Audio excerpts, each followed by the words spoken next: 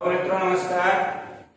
मैं यशवंत सिंह प्रधानाचार्य Tagore senior secondary school Kathumar मैं आपका हार्दिक स्वागत करता हूं, अभिनंदन करता हूं और समस्त अभिभावकों को सादर प्रणाम करता हूं। इससे पहले वाली वीडियो में हम पढ़ते हुए संसद की शक्तियों के पास पहुंचे थे। संसद की शक्तियां, संसद की शक्तियां या संसद के कार्य या संसद के अधिकार। बोर्ड में इनमें से कुछ भी पूछा जाए उत्तर एक जैसा ही रहेगा। इनको हम पढ़ते हुए मैंने आपको तब बताया था कि संसद की शक्तियों को हम प्रमुख रूप से 6 शीर्षकों में विभाजित कर सकते हैं। नंबर 1, विधायी शक्तियां, संसद की विधायी शक्तियां। नंबर 2, संसद की कार्यपालिकाई या इनको प्रशासनिक शक्तियां भी कह सकते हैं। संसद की कार्यपालिकाई शक्तियां। तीसरा, संसद की वित्तीय शक्तियां। चौथा, संसद की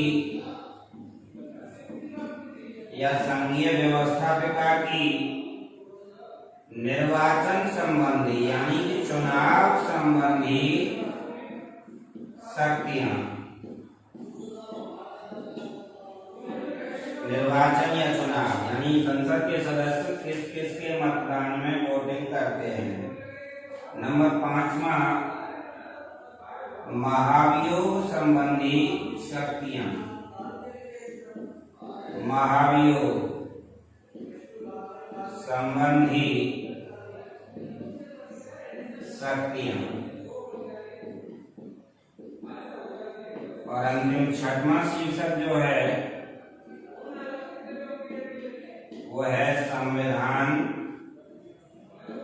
संशोधन संबंधी शक्तियां। संविधान संशोधन संबंधी शक्तियां।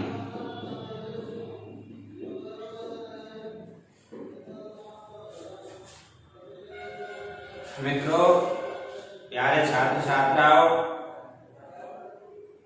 कोरोना वैश्विक महामारी के अंतर्गत किसी भी ताकत से ताकतवर देश की भी कोई पेश नहीं पड़ी है।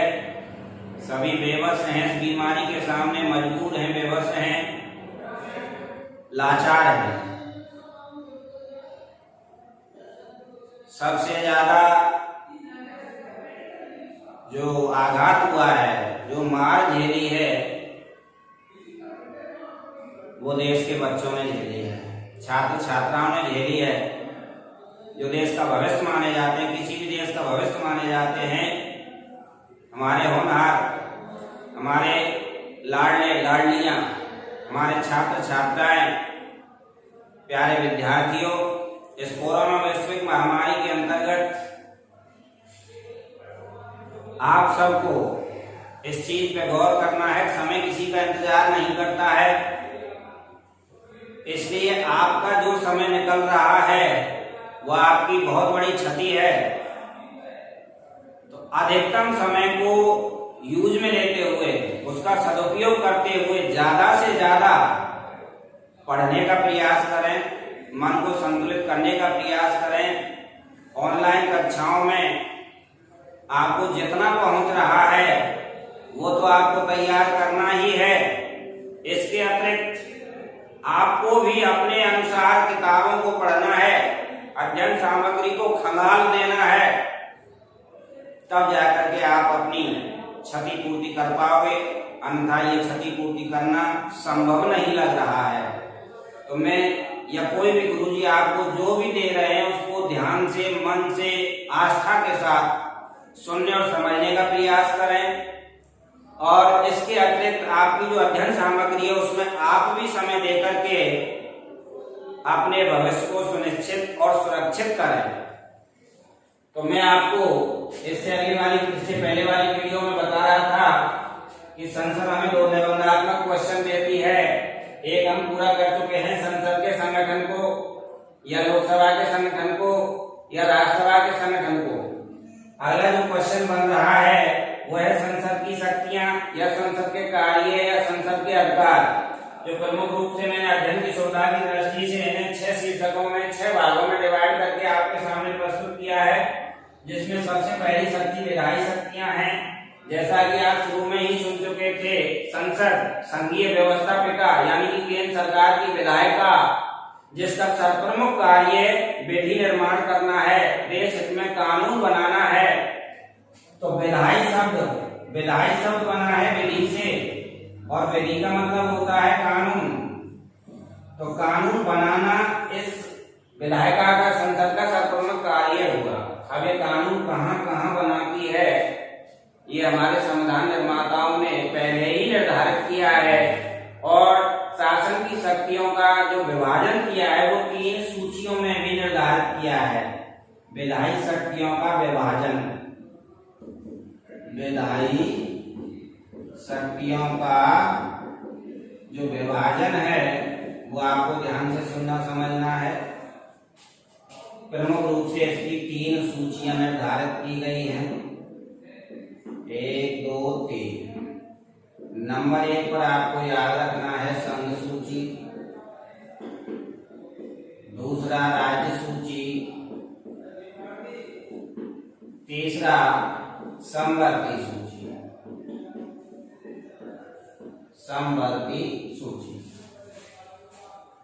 जैसा कि आपने छोटी कक्षाओं में सुना है, पढ़ा है कि संघ सूची में 97 विषय जो वर्तमान में 100 हो चुके हैं, राज्य सूची में 66 विषय, समवर्ती सूची में 47 विषय मतलब विभाग, डिपार्टमेंट। लेकिन राज्य सूची के 5 विषय यानी कि 1 विषय निकाला था 7 में संविधान संशोधन के द्वारा, संपत्ति। कौन सा विषय निकाला था? 1 संपत्ति।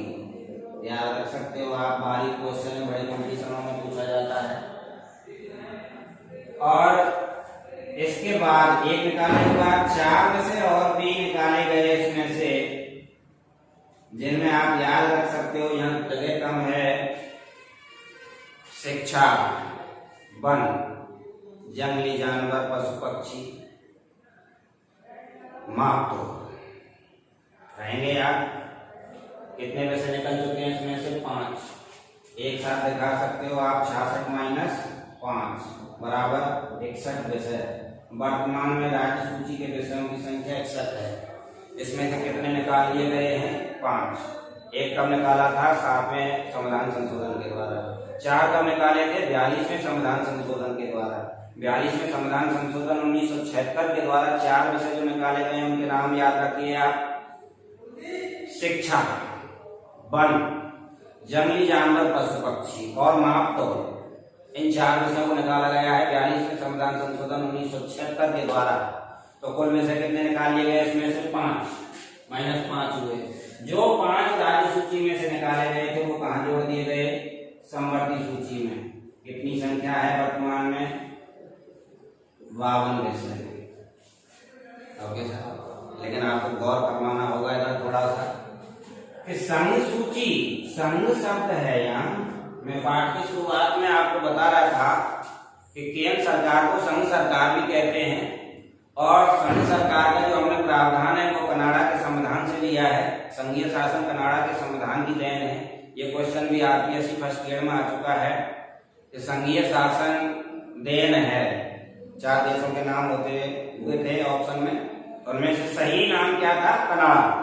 इस धरती पर संघीय शासन को, संघात्मक व्यवस्था को, फेडरलिज्म को अपनाने वाला सबसे पहला देश कौन सा है? कनाडा। तो हमारे संविधान निर्माताओं ने भी संघीय शासन व्यवस्था को, संघात्मक शासन व्यवस्था को कहां से लिया है? कनाडा के संविधान से। हमारे देश का संघीय शासन कनाडा के संविधान से प्रभावित है। लेकिन मैं आपको शुरुआत में ये चीज भी बता चुका था कि हमारा जो संविधान है उसकी आलोचना की गई विद्वानों के द्वारा कि उधार का थैला है, यानी कि अधिकांश भारतीय संविधान की विशेषताएं दूसरे देशों के संविधानों से ली गई हैं, लेकिन वो ज्यों की त्यों नहीं ली गई हैं। संविधान निर्माता, भारतीय संविधान के शिल्पकार बाबा साहब डॉक्टर भीमराव अम्बेडकर ने दूसरे देशों के संविधानों से ली गई जो अच्छाइयां थी, विशेषताएं थी, उनमें कुछ ना कुछ बदलाव जरूर किया है और उनको अपना बनाया है, मौलिक बनाया है। तो ऐसे हमारा संघीय शासन और कनाडा का संघीय शासन जो है उसमें भी ढेर सारा बदलाव है, जो मैं आपको बताऊंगा। फिलहाल मैं आपको ये बता रहा हूँ कि संघ सरकार जिसे कहते हैं, केंद्र सरकार का ही दूसरा नाम संघ सरकार है। संघ का मतलब मिलकर चलने वाली सरकार। केंद्र राज्यों को साथ लेकर, राज्यों के साथ मिलकर शासन व्यवस्था संभालता है, इसलिए उसको संघ सरकार भी कहते हैं। तो संघ शब्द जो है वो आपको यहाँ प्रदर्शित कर रहा है, आपका ध्यान आकर्षित कर रहा है कि संघ शब्द केंद्र की ओर इशारा कर रहा है। तो संघ सूची किसकी हो सकती है? राज्य सरकार की या केंद्र सरकार की? केंद्र सरकार की। तो संघ सूची के जो विषय हैं उन पर कानून बनाने का अधिकार केवल किसका है? केंद्र सरकार का। और केंद्र सरकार में कानून बनाने वाली संस्था का नाम क्या है? संसद। संसद संघीय व्यवस्थापिका, विधायिका। ओके सर, केंद्र में कानून बनाने वाली संस्था का नाम क्या है? संसद। और राज्य में कानून बनाने वाली संस्था का नाम क्या है? विधानमंडल। इन दोनों की हमें यहाँ जरूरत पड़ने वाली है, क्योंकि संघ सूची के विषयों पर कानून बनाने का अधिकार केवल किसका है? केंद्र सरकार का। क्यों है केंद्र सरकार का ही अधिकार? राज्य सरकार पर कानून क्यों नहीं बना सकती? क्योंकि संघ सूची के जितने भी विषय हैं, कितने 97, ये सभी के सभी विषय राष्ट्रीय महत्व के हैं। संघ सूची के विषय कैसे होते हैं? राष्ट्रीय महत्व के। राष्ट्रीय महत्व का मतलब अखिल भारतीय संपूर्ण देश के काम आने वाले विषय हैं। संघ सूची के विषय राष्ट्रीय महत्व के हैं, इसलिए इन पर केवल कानून कौन बना सकता है? केंद्र सरकार। और केंद्र सरकार में कानून बनाने वाली संस्था का नाम क्या है? संसद। संसद ही इन पर कानून बना सकती है। जैसे उदाहरण के तौर पर आपको बताना होगा कि राष्ट्रीय महत्व के विषय जो संघ सूची में शामिल किए गए हैं कौन कौन से हैं? जैसे रेल है, वित्त है, विदेश है, डाक तार है, संचार है, बैंकिंग है,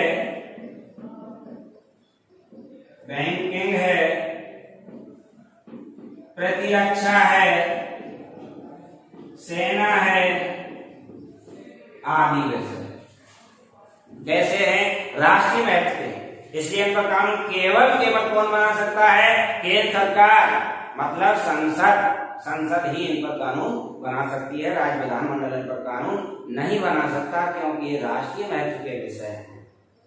दूसरा देखिए, यहाँ तो नाम स्पष्ट दिख रहा है आपको, राज्य सूची। कानून कौन बनाएगा? केंद्र सरकार या राज्य सरकार? तो यहाँ तो अपने आप पता चल रहा है, अपने आप समझ रहे होंगे। केंद्र सरकार कानून बनाएगी या राज्य सरकार? राज्य सरकार। तो राज्य सूची के विषय पर राज्य सरकार ही कानून क्यों बनाती है? क्योंकि ये स्थानीय महत्व के विषय हैं। राज्य सरकार, राज्य सूची के जो विषय हैं ये कैसे होते हैं? स्थानीय महत्व के। राज्य सूची के विषय स्थानीय महत्व के होते हैं, हर जगह के अलग अलग विशेष महत्व रखते हैं। भाई राजस्थान ऊबड़ खाबड़ जमीन है, कहीं रेगिस्तान है, कहीं पठार है, कहीं मैदान है, तो यहाँ अलग तरह से कानून बनाना पड़ेगा ना कृषि मंत्री को। चकबंदी क्यों नहीं हुई राजस्थान में? चकबंदी उत्तर प्रदेश में संभव क्यों हो सकी? क्योंकि उत्तर प्रदेश की जमीन समतल थी, मैदानी भाग, इसलिए वहां चकबंदी संभव हुई। चकबंदी, एक ही जगह पर अपने खेत इकट्ठा कर लेना, चकबंदी। आज हमें बड़ी परेशानी आती है कि हमारा एक खेत यहाँ है, दूसरा खेत 10 किलोमीटर दूर है। किसान को बहुत बड़ी परेशानी आती है।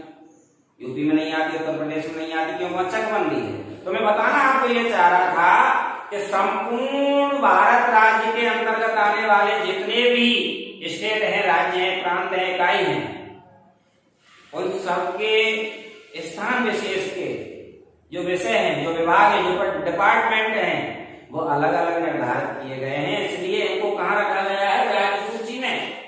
राज्य सूची के विषय कैसे माने गए हैं? स्थानीय महत्व के। इसलिए इन पर कानून कौन बनाएगा? राज्य सरकार।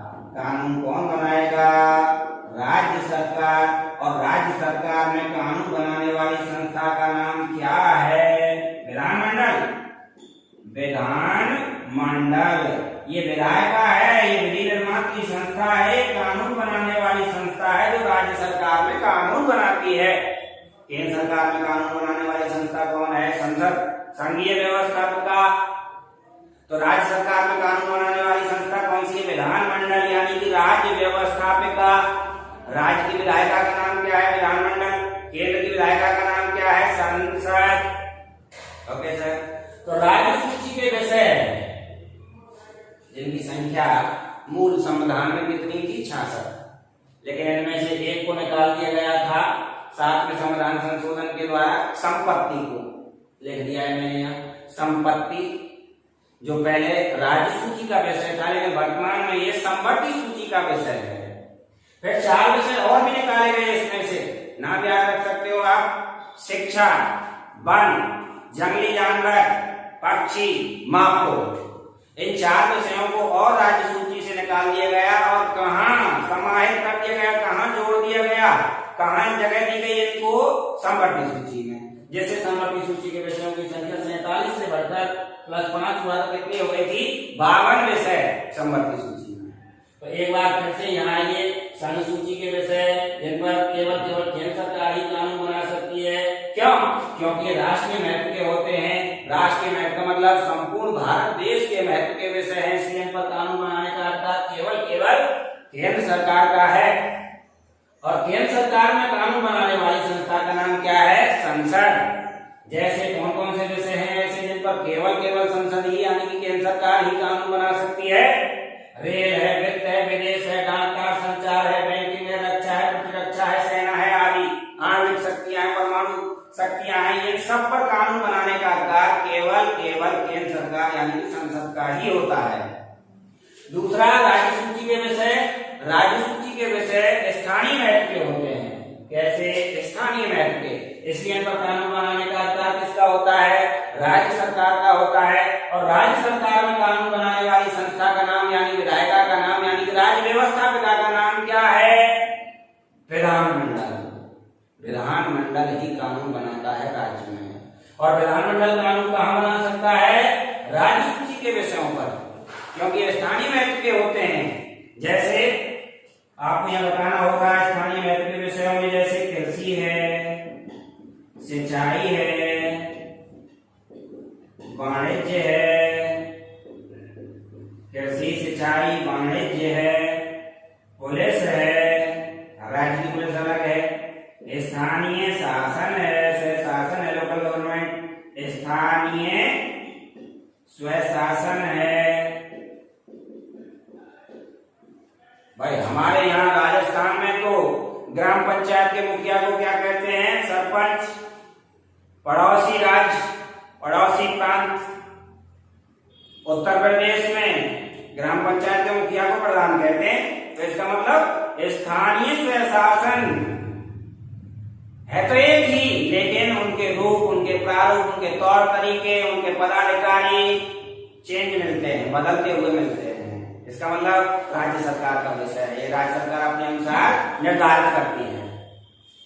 तो मैं यहाँ आपको बता रहा था राज्य सूची। अब चलते हैं कहाँ? अंतिम बची है संपत्ति सूची। समवर्ती, समान रूप से वर्ती काम में ली जाने वाली सूची। अब समान रूप से काम में कौन कौन लेंगे? यहाँ 2 कौन ले हुआ है अब तक? केंद्र सरकार कहाँ है? संघ सूची। राज्य सरकार कहाँ है? राज्य सूची। तो इसका मतलब संपत्ति सूची के विषयों पर कानून बनाने का अधिकार किसका होगा? दोनों का मतलब केंद्र सरकार भी कानून बना सकती है और राज्य सरकार भी कानून बना सकती है, यानी कि संसद भी संबंधी सूची के विषयों पर कानून बनाने का अधिकार रखती है और राज्य विधानमंडल भी संबंधी सूची के विषयों पर कानून बनाने का अधिकार रखता है। लेकिन संबंधी सूची के किसी विषय पर केंद्र सरकार यानी कि संसद और राज्य सरकार यानी कि विधानमंडल के मध्य गतिरोध उत्पन्न होने पर, तनाव उत्पन्न होने पर, मतभेद उत्पन्न होने पर, टकराव उत्पन्न होने पर अंतिम निर्णय केंद्र सरकार यानी कि संसद का ही मान्य होता है। जैसा कि मैं आपको कल बता रहा था, इससे पहले वाली वीडियो में बता रहा था कि आलोचक हमारे संविधान की आलोचना करते हैं कैसे कह करके कि संविधान निर्माताओं का झुकाव केंद्र के पक्ष में रहा है। संविधान निर्माताओं ने शासन की शक्तियों का जब विभाजन किया था तो भेदभाव किया था, पक्षपात किया था, केंद्र को शक्तिशाली बना दिया था और राज्य से शक्तियों को छीन लिया गया था। ये सत्य भी है, जैसा कि आपको यहाँ दिख रहा है कि संसद यानी कि केंद्र सरकार संघ सूची के समस्त विषयों पर कानून बना सकती है। राज्य सूची केंद्र सरकार यानी कि संसद का एक सदन है राज्यसभा। यदि राज्यसभा राज्य सूची के किसी भी विषय को राष्ट्रीय महत्व का घोषित कर दे, यदि राज्यसभा राज्य सूची के किसी भी विषय को राष्ट्रीय महत्व का घोषित कर दे, राष्ट्रीय महत्व का विषय घोषित हो जाएगा भैया, तो कानून कौन बनाएगा, केंद्र सरकार या राज्य सरकार? भाई राष्ट्रीय महत्व के विषयों पर कानून बनाने का अधिकार केवल संसद को है। संसद किसकी है? केंद्र सरकार की। इसका मतलब संघ सूची के तो समस्त विषयों पर केंद्र सरकार कानून बनाती है। और यदि राज्यसभा ने राज्य सूची के विषय को राष्ट्रीय महत्व पर घोषित कर दिया तो इस पर भी कानून कौन बनाएगा? केंद्र सरकार यानी कि संसद। और अंतिम सूची बची थी संबंधी सूची। तो संबंधी सूची में तो दोनों कानून बनाएंगे, केंद्र सरकार भी कानून बनाएगी और राज्य सरकार भी कानून बनाएगी। यानी संसद को भी कानून बनाने का अधिकार है और राज्य विधानमंडल को भी कानून बनाने का अधिकार है। लेकिन जब मतभेद की स्थिति उत्पन्न हो जाए, जब केंद्र सरकार और राज्य सरकार में आपस में झगड़ा हो जाए, केंद्र सरकार ये कहे कानून मेरे अनुसार बनेगा, राज्य सरकार ये कहे कानून मेरे अनुसार बनेगा, तब भैया वहां निर्णय किसका माना जाएगा? बड़े का। बड़ा कौन है? केंद्र सरकार। तो केंद्र सरकार के लिए ही है पूरा प्रावधान। जैसा कि मैंने अभी बताया आपको, संघ सूची के समस्त विषय केंद्र सरकार के अधीन है। और यदि राज्यसभा ने राज्य सूची के किसी विषय को राष्ट्रीय महत्व का घोषित कर दिया तो वो भी केंद्र के पास गया भैया। और संबंधी सूची में अंतिम निर्णय माना किसका जाता है? केंद्र सरकार का। तो ये सत्य है कि संविधान निर्माताओं का झुकाव, संविधान निर्माताओं ने केंद्र को शक्तिशाली बनाया है। संविधान निर्माताओं का झुकाव केंद्र के पक्ष में रहा है। विधायी शक्तियों का विभाजन करते समय संविधान निर्माताओं ने भेदभाव किया है, पक्षपात किया है, केंद्र को सशक्त बनाया है, जो जरूरी भी था। देश की एकता और अखंडता को बनाए रखने के लिए केंद्र का शक्तिशाली होना जरूरी भी था। तो यहाँ मैंने आपको संसद की विधायी शक्तियों का वर्णन करते हुए विधायी शक्तियों का विभाजन समझाया था, जिसमें 3 सूचियों में विधायी शक्तियां विभाजित थी, जिनमें अंतिम रूप से पावर संसद के पास मिली है। आपने खूब सार्वजनिक अध्ययन किया है। पूरी की पूरी ताकत यहाँ किसको दी है? संविधान निर्माताओं ने संसद को दी है। विधायी शक्तियां संसद के ही अधीन है, चाहे वो संघ सूची है या राज्य सूची है या संबंधी सूची है। और यहाँ आपको ये भी याद रखना है कि संसद देश में प्रचलित कानूनों में बदलाव कर सकती है, संशोधन कर सकती है, उनको चेंजमेंट कर सकती है, उनमें परिवर्तन कर सकती है, पुराने कानूनों को रद्द कर सकती है, नए कानून लागू कर सकती है। ये संसद की विधायी शक्तियां थी। नंबर 2, कार्यपालकारी शक्तियां, यानी कि मैं आपको लिखते समय बता रहा था कि कार्यपालकारी शक्तियों को और क्या नाम दिया जा सकता है? प्रशासनिक शक्तियां। संसद की प्रशासनिक शक्तियां भी इनको कहा जा सकता है। संसद कार्यपालिका पर नियंत्रण रखती है। संसद कार्यपालिका पर नियंत्रण रखती है। कार्यपालिका का मतलब क्या हुआ था? कार्यपालिका का मतलब आप यहाँ प्रमुख रूप से मंत्रिपरिषद लगा सकते हैं। मंत्रिपरिषद पर नियंत्रण रखने का कार्य किसका है? संसद का। कैसे नियंत्रण रखती है संसद कार्यपालिका पर यानी मंत्रिपरिषद पर? संसद के दोनों सदनों के जो निर्वाचित सदस्य होते हैं, जैसा कि आपने इससे पहले वाली वीडियो में सुना था, लोकसभा के निर्वाचित सदस्य 543 और राज्यसभा के निर्वाचित सदस्य 233। तो संसद के दोनों सदनों के निर्वाचित सदस्य मंत्रिपरिषद के सदस्यों से क्या पूछ सकते हैं? प्रश्न पूछकर, पूरक प्रश्न पूछकर। ये भैया नियंत्रण के तरीके हैं कि संसद मंत्रिपरिषद पर यानी कार्यपालिका पर किन किन तरीकों से नियंत्रण रखती है। बोर्ड में आज का क्वेश्चन है कि संसद मंत्रिपरिषद पर यानी कार्यपालिका पर किन किन तरीकों से नियंत्रण रखती है। संसद कैसे अपने शिकंजे में रखती है, काबू में रखती है मंत्रिपरिषद को यानी कार्यपालिका को।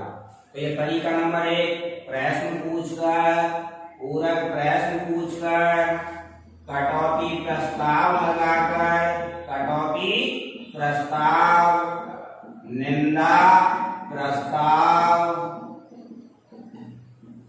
काम रोको प्रस्ताव आदि लगाकर नियंत्रण में रखती है। कौन नियंत्रण में रखती है? संसद किसको नियंत्रण में रखती है? मंत्रिपरिषद को यानी कार्यपालिका को। यानी कि संसद के दोनों सदनों के निर्वाचित सदस्य जो है वो मंत्रिपरिषद के सदस्यों से प्रश्न पूछ सकते हैं कि मंत्री जी बताइए, आपने जैसलमेर में रेत की पटरी क्यों बिछाई? वहां तो रेत ही रेत है, जून के महीने में रेत की पटरी पाएगी भी नहीं, रेत के ढेर लग जाते हैं, टीले जम जाते हैं, पहाड़ लग जाता है, निरर्थक पैसा खर्च कर दिया आपने। प्रश्न पूछ सकते हैं संसद के दोनों सदनों के निर्वाचित सदस्य किससे? मंत्रियों से, मंत्रिपरिषद के सदस्यों से, कार्यपालिका से प्रश्न पूछेंगे।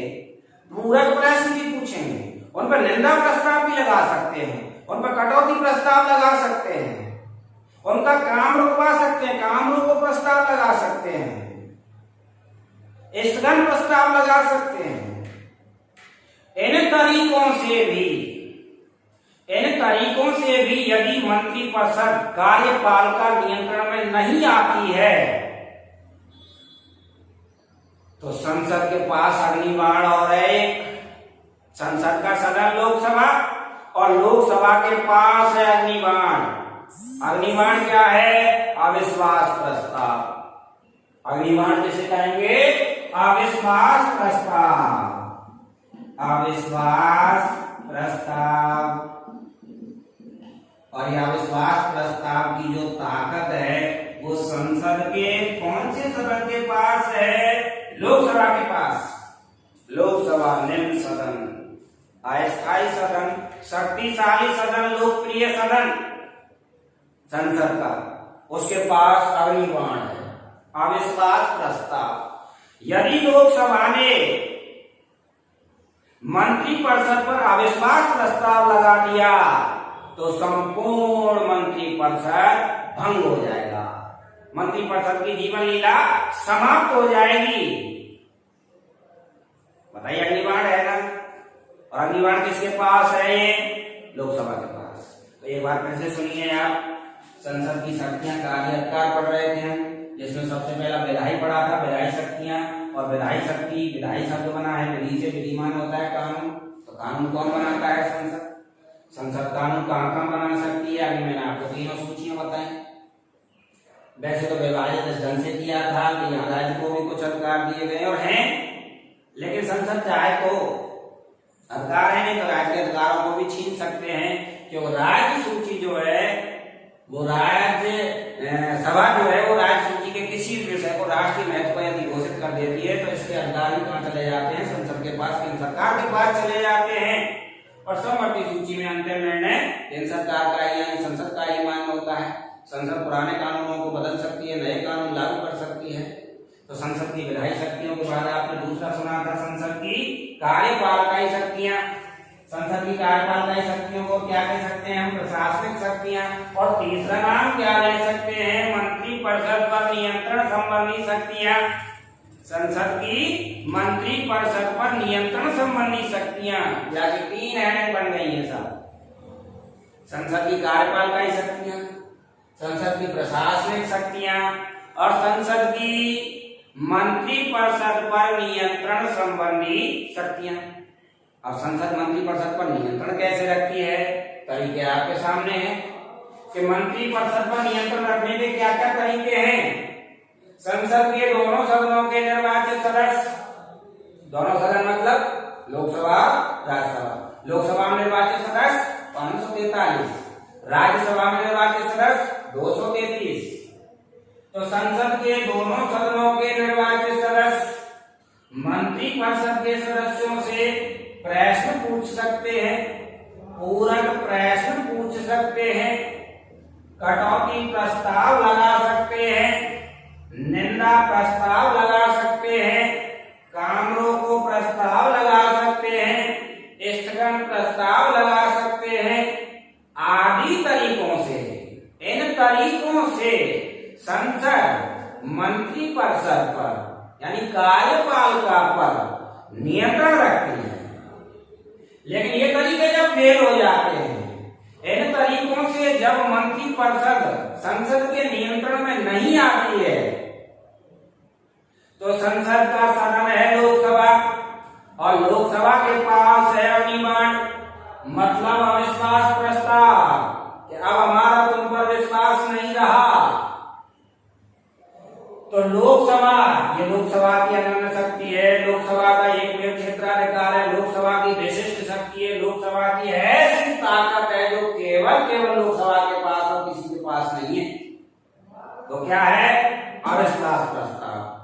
यदि लोकसभा अविश्वास प्रस्ताव पास कर देती है तो संपूर्ण मंत्रिपरिषद पदच्युत हो जाती है, भंग हो जाती है, उसकी जीवन लीला समाप्त हो जाती है, मंत्रिपरिषद मर जाती है, पदच्युत हो जाती है, पदस्थ हो जाती है, पद से हट जाती है। इसका मतलब संसद मंत्रिपरिषद पर, कार्यपालिका पर नियंत्रण रख सकती है। तीसरा, वित्तीय शक्तियां, जिनको आप और हम कल पढ़ेंगे। बने रहिए टैगोर कठुमर चैनल पर। धन्यवाद।